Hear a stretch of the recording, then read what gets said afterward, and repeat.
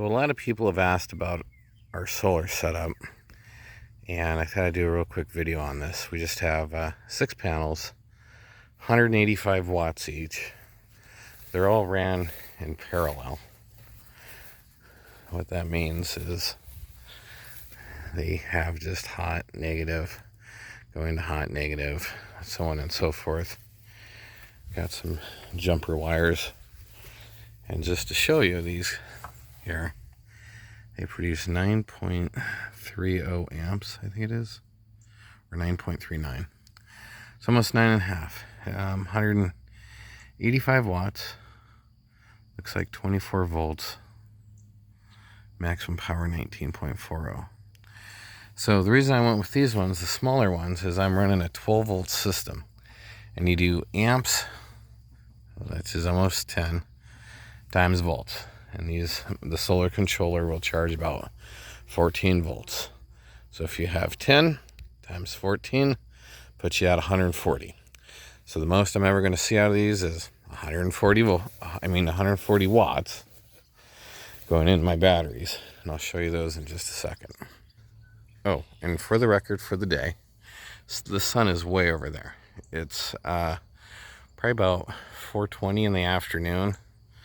And east is way over there. So that's east, that's south, that's southwest. So as you can see, it's cloudy, a little hazy. Chickens are out. So we'll go downstairs here. Hold on a second. Before I go downstairs, I was going to show you guys this. So that there is 120 volt. That's 12 volt. This way, if I need to charge something like cigarette lighter, that one there, those are some 12 volt DC light bulbs. Super bright. I can run my appliances off these, but let me run downstairs. Excuse the mess. So downstairs, I think this is a maximum 6,000 pure wave sine inverter, 3,000 continuous. You'll never use, or I'm not going to use probably 5,000 peak or 6, but right now we got 201 watts going off this big extension cord. What that's doing is that's running my freezers. So I got a big upright and a chest freezer that run 24 hours a day, 7 days a week. I have another extension cord over here that goes to the washing machine, and we always do our laundry off the solar. And then this orange cord goes upstairs to that outlet that I showed you. That one we can run the refrigerator, we can run the microwave, we can run the blender, we can run the vacuum, do all sorts of stuff. And I run the dishwasher all day off of it every time. Now, I only have 4 deep cell batteries. 2 there, 2 there. I still got to mount this. That was just a heat sensor. But I just wanted to show you right now, the reason that the solar controller is only accepting 4.7 amps and 14.6 volts is our batteries are at 100%. So even running the freezers right now and using the wattage that we're using, the batteries are at 100%. We did laundry today, we did dishes today, we ran the upstairs lights. These lights here are all off solar and stuff.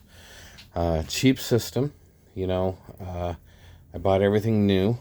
The panels I was able to get for about $70 each. The inverter I think was close to $300. Each battery is about $100. And I think out the door with the fuses and stuff like that, I was only maybe $1,400 into it. So it's a cheap way to give yourself a battery bank plus a good amount of electricity. And just so y'all know, even on cloudy days, you get at least 15% of what the power of the panels say. And then what's nice about when you get a bigger controller like this one, this will do 12, 24, 48 volts. And then it tells you everything from your temperature. You can change the Fahrenheit. It shows the voltage outside coming in. This shows that we're on a 12 volt system. And then output. And then of course 4.7 amps coming in. And just like I said outside, you always take amps times volts equals watts.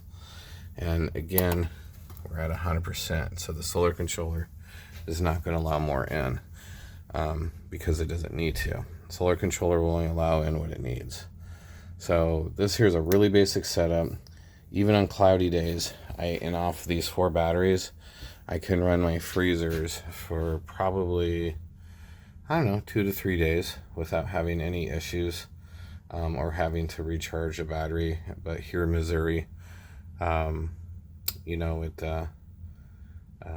the weather stays pretty good where we have some clouds, some rain, some everything. So it's all in between. But it's a good system, a good way to, you know, if you need, this would be perfect for off-grid, perfect, you know, for your RV, whatever. But just look on Amazon for these guys, for that particular eSun Power solar controller. And then that's where I got the Ver pure sine wave. Make sure you get a pure sine wave because all the new appliances, including down there with the washer machine, if you don't have a pure sine wave, they will not run. You know, like this guy here, this is a 2000 watt continuous old modified wave, and it just won't work them. I got a couple others over here, but at any rate, if you have any questions, leave them in the comments. Thanks for watching.